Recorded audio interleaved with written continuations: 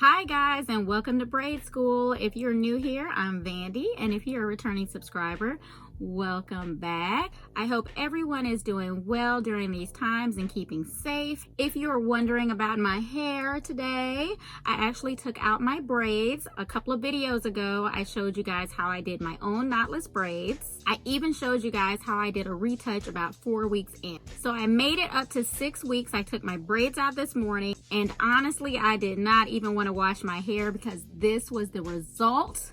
This is almost like the ultimate braid out braids for 6 weeks, and I just am so in love with this look. So I've got to figure out a way to get this look in a shorter amount of time so I can rock it all the time. If you clicked on that thumbnail, you already know what you're here for. This style is a style that I concocted out of 2 of my most requested styles ever and 2 of my most favorite as well. I played around with it several times to make sure that it met the test for longevity and also ease of style for my clients. It's definitely going to have its pros and cons for certain hair types, so make sure you pay close attention to the techniques that I'm about to show you so you can leave your comments below on what you really think. Here at Braid School, we talk about all things braid related, protective styles, and new style trends. So if braids and protective styles are something that interests you, make sure you hit that subscribe button and hit that notification bell so you don't miss our next upload. We're here every Monday with something new and exciting for you guys, so make sure you hit that notification bell so you don't miss it.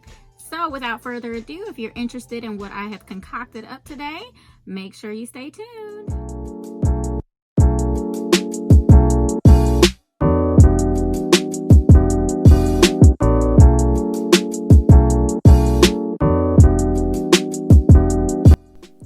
Jumping into the video, you guys, this is the hair I'm going to be using.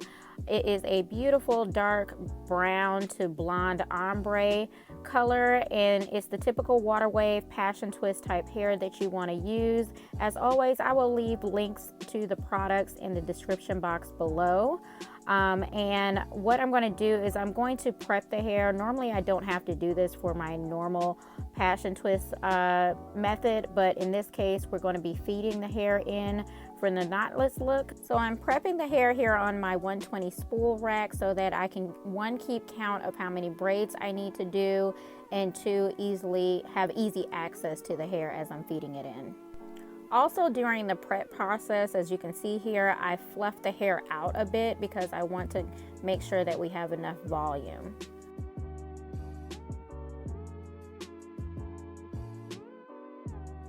Welcome to the chair today, our lovely model. For prep, her hair is detangled and stretched in 4 large braids. This method is ideal because her hair texture will help hold the twist. You can blow the hair out, but keep in mind when twisting the hair straight, if the hair comes into contact with moisture or reverts, it's more likely to come out of the twist. So installing closer to the natural state helps hold the shape. Therefore, this style is not ideal for straight hair. If you have straight hair, my original method is the best option to avoid your straight ends from sticking out. This also goes for the transitioners out there.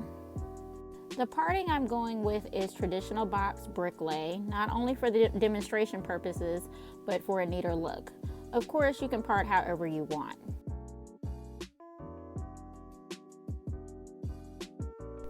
I'm going to go ahead and part and complete half of her head, and then come back to you guys with a closer look at the install technique.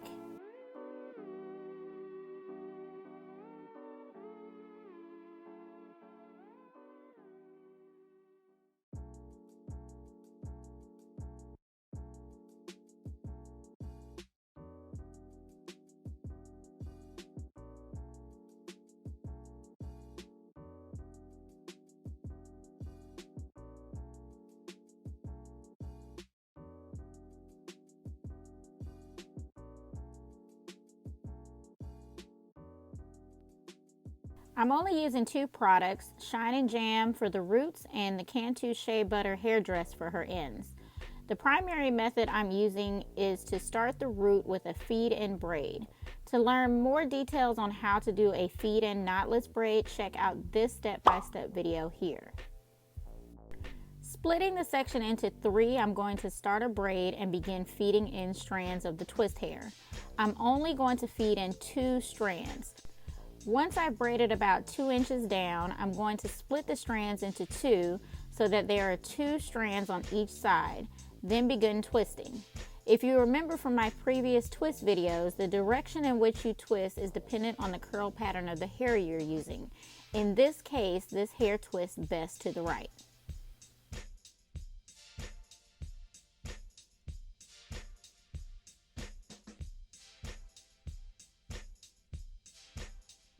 A couple of things to note. The hair needs to be long enough to feed in enough rotations without the hair slipping out over time. So I recommend a minimum of 5 inches to make this install work.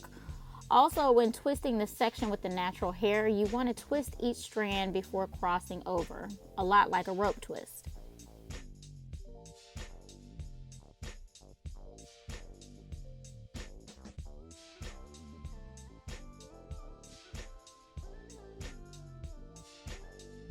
The knotless method is a simple twist from the root, where you split the hair down the middle, place the hair in the middle of that split, twist both sides in the same direction, then cross them over. This is the typical method I will use on myself when doing my own hair because it's easier for me to grip. It does give a more natural look, however, does not hold well over time and it's not as secure at the root. Both methods are great for those of you who are tender-headed because there is absolutely no tension. The hair is very lightweight and super easy to style.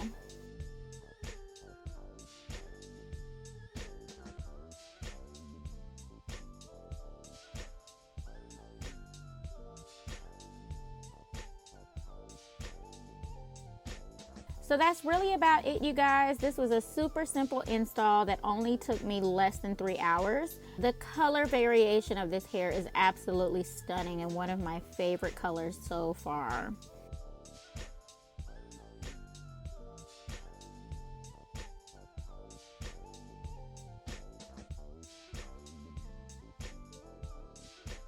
As a bonus, our lovely model here also happens to be a fellow YouTuber, and she has posted her own detailed video review of these twists and different ways to style them. So make sure you head over to her channel and check out that video. Again, links to this hair and the products featured in this video will be in the description box below. If you feel like you learned something, be sure to click that like button and share this video with a friend. Don't forget to subscribe on your way out.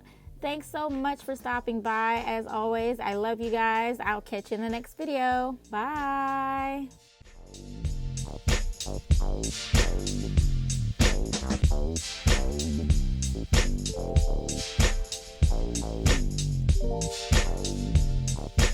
Oh.